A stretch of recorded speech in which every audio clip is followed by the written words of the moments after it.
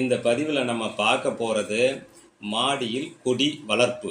இது எப்படின்னா, சைடில் கொஞ்சம் ஒரு 2 அடி தான் இடம் இருக்குது. அதில் நாங்கள் கிழங்குகள் நடவு முறை பண்ணிட்டோம். அந்த கிழங்கு வளர்கிறதுக்கு 2 கயிறை மேலேருந்து கம்பியில் கட்டி தொங்க விட்டுட்டோம். அது வழியாக வளர்ந்து வந்து மாடிக்கு வந்துருச்சு. அதுக்கு நாங்கள் சின்னதாக 2 கழி போட்டு 4 குச்சிகளை வச்சு பந்தல் போட்டோம்.